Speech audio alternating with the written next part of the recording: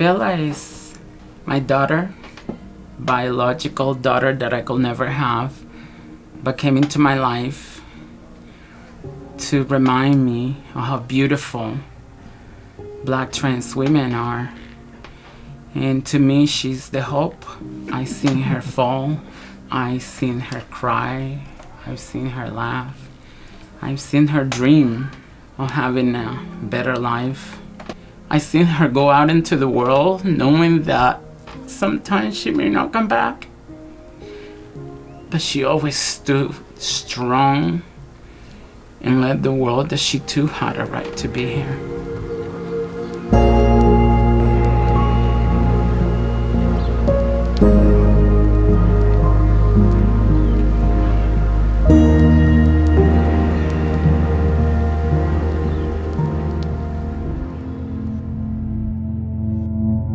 What I hope for the future is that I can walk outside and don't have to feel pressure or that's itching feeling in the back of my throat where I feel just scared and just like, okay, well, who's gonna look at me? Who's gonna laugh at me today? I feel accepted when I'm able to state my opinion from a trans standpoint and from other standpoints and be able to speak for other people who may not have a voice for themselves. I feel accepted when people respect me and my pronouns when I step into a room. Hi, my name is Bella Monet. My pronouns are she, her, Black Barbie, the queen. Okay, I mean, I'm nervous. I had my Wheaties this morning. Okay. I've never been around a whole bunch of girls who want to empower each other. Casa Ruby is not just an organization, it's a family setting. So when you come here, you're gonna fight, you're gonna have your daily arguments, but at the end of the day, we stick together in here. I came out as 13 as bisexual, so my family had already knew that I was different. So coming up for me, like, I demanded respect from the jump. My mom said, not this demon in my house, you can't be here. And I was just like, well, okay, I ain't gotta be here then. So I left home, and I moved with my sister, and that's where I learned my independence at.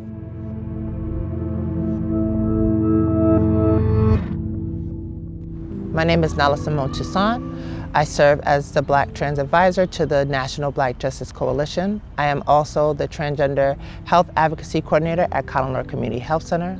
I also am the former community organizer at the Okra Project, and I am the founder of Reuniting of African Descendants. We see families often not having the tools or the resources to support their child who might be trans. And so in return, you see trans individuals being kicked out of their homes.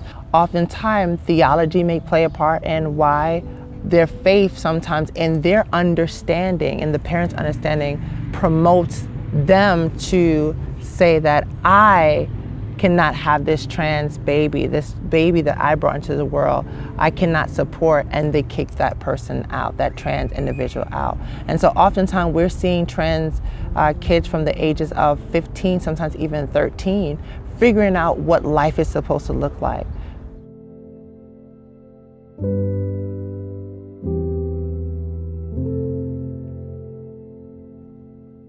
Meeting Ruby was a lifesaver because I was battling with being a father and being trans. So I just wanted to end everything. I just wanted to end my life. And not only that, I was dealing with a drug addiction. The day I met her, I told my therapist I was going to commit suicide. And he was like, well, before you do that, can I introduce you to somebody? And I was like, sure, but it's not going to change my mind. And instantly, I fell in love with this lady, because as soon as I walked in the room, she was like, oh my God, hi. Just like open arms, hug, kisses, and I've never left her side. Never left her side. Trans folks often have to figure out how to create a family for themselves, how to be mentor for themselves, how to be taught and loved for themselves, where they're gonna get their food from, where they're gonna get clothes, how they're gonna stay warm. And so that is a lot of weight for an individual who's only 13, who was brought into this world without a conversation about what love looks like and how to love themselves. And so sex work for a lot of trans folks tend to be the only option that they have.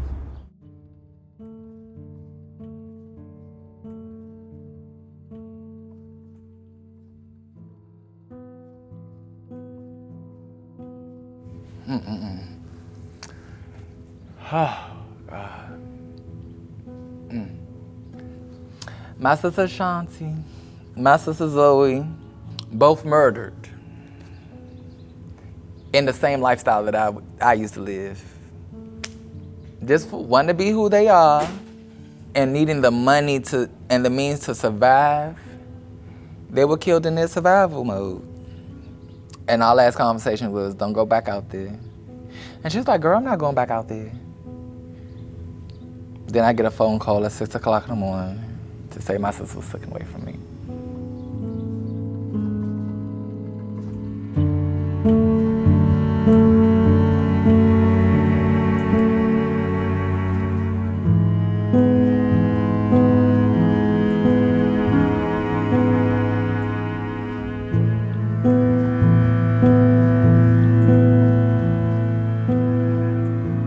All they wanted was to be themselves. But in the society that we live in, it said their life wasn't good enough. The problem is we're good enough for them to have sex with us, but we're not good enough for them to stand up for us. So what you don't understand and what you don't care too much for, you try to destroy. And that's what they're trying to do, destroy us. That's the problem with the murders of black and brown girls. Very few people tell their stories. If people don't say nothing, it looks like it never happened. The people who have been in this movement long before us and who have stood up for us and who have lost their lives for us, we can't let their deaths be in vain. And so we have to continue to fight. We need more leaders like Ruby Corrado. You can't have a cis woman advocating for a trans woman because that cis woman don't know our needs. You can't have a Caucasian male advocating for us because he don't know our needs. You need a trans woman of color, black or brown, to sit up there and talk about what the things that we need. Black liberation must include black trans people, period, full stop. There's an ecosystem that many benefit that trans people do not have access to. So we're looking at denial of opportunities. That is from education, safety, employment, immigration, healthcare, housing, aging, prison, military, and policies. So when we look at black trans women, black trans men, black trans non-binary individual, there aren't any safety nets or policies that say, hey, your life matters. Decriminalizing sex work is important because it gives people the autonomy who haven't gotten the things that they need to generate safety, to put food on the table, and to basically create resources that is necessary for their survival. This is like literally where at 13, 14 years old, I used to trick at, like this area here. You know, it's so weird because we are queer bodies of desire, but it's such a taboo to desire these bodies, to want this flesh. And then when it hits, they are like, nobody has to know, and therefore I have to get rid of my temptation. But the reality is that we're human beings. So it's nothing that the girls did. It's that society has pushed these men who love women, period, because trans women are beautiful women, and to hide the ridicule, the possibility of being outed. That's why they gotta cover it up. The sad thing is, it always comes out. You kill a trans woman, everybody's gonna know. No one is gonna take the time out and pursue them because it's just another gay boy off the street. It's another homosexual. It's another drag queen. It's another man in a wig dead.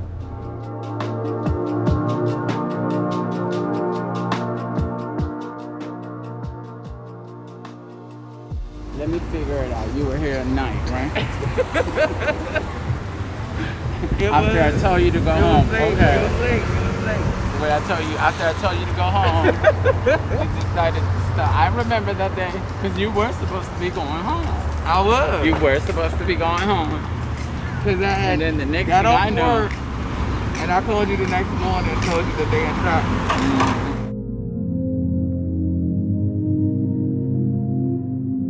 When the police, they come out here, they dressed as regular people, and they'll try to solicit you for sex. So the first time I was locked up, because I had been arrested before, they called me by my birth name, and I felt humiliated. I felt humiliated because I had hair down to my ass and full face makeup, and they had me get undressed in front of all of these guys watching and stuff. And I told them that like I was trans, and they was like, well, you're not trans in here right now. You one of the fellas. And I was just like, oh shit. you have the police department that says, oh, we are going to get rid of all those unwanted people. You white people don't want all these people in your neighborhood. Well, we need money. We need $10 million, and we will get rid of them on the street. Because they're here, we used to have what used to be called prostitution-free zone, so it didn't matter. You just got caught there. Well, we did away with it because we took the government to court, and that was illegal under the Constitution. But some people did not know, and they're still looking for their friend. Someone is missing. So they have the prostitution task force where they put all this money to get rid of these girls. So even if you're not tricking, they still have to justify that they have $10 million to arrest people to get them rid of the neighborhoods where they don't want them. I will say defund oppression. Defund a system that is designed to devalue the lives of people whose only problem was to be born poor, whose only problem was to have a different identity, to have a skin that was darker than the neighbor that was moving into their neighborhood. A friend of mine said to me, Ruby, my mama used to prostitute on K Street. My grandma used to prostitute on K Street. Now I'm prostituting on K Street. They knew when they do this report about the neighborhood crime, they knew, but they took over, they bought land, and then they push everybody. While I was sitting in those cells, I watched other trans girls coming in and out with the same story as I did, and I was just like, something has to be done, and if they're not gonna do it, I'm gonna have to be the one to create change. And that's what I did. I told Ruby, I was like, Mom, I need to start my own organization. She was like, baby, what do you want to do? I was like, re-entry. It took some time, but look at me now. So where I'm standing right now is my office space. And it's so crazy that the office space that I was given is not even a block away from where I was almost shot and murdered at. They were chasing me. They chased me down this street, and I thought I lost them, but they came through this alley. And when I got right here, I heard the car, and it was snowing on the ground. And when I saw the car come down this way, I slipped right here, and I lay right there. And that's where the guy took my purse, laid over top of me, and he actually pulled the trigger twice, and it didn't go off. The gun had jammed. And only by God's gracious mercies that I'm here to tell this story. And it's just like, you know, every day when I go to work, I ride past here. If I didn't die right here, then it wasn't my time to go. And I just need to keep pushing and pushing to make sure that what happens to me doesn't happen to the girls coming behind me. So folks are wondering what they can do. Make sure you put your energy into supporting those folks who are on the ground and leading it, particularly Black trans-led organizations, such as supporting the Okra Project, who support trans people with food insecurities. For the girls, who are supporting folks with medication access, and for folks who are protesting. TWAC, which means Trans Women of Color Collective, who have been doing national work around policies.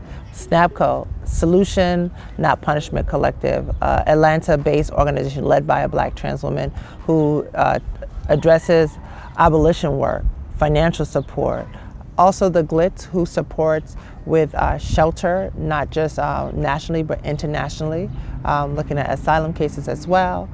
The Black Trans Trouble Fund, also run by Black trans people, Devin Lowe, who supports with individuals from getting to and from for safety.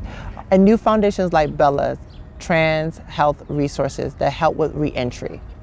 So since I started my organization, I've been able to employ 6 trans women of color. I've been able to work with Trayvon White, who's the Ward 8 Council member, on getting him reelected, and he's back in office. So I get so many inboxes of everybody thanking me for being true to myself, being honest about my transition, honest about my drug addiction, and just being about how you can go from Southeast ghetto to uptown bougie.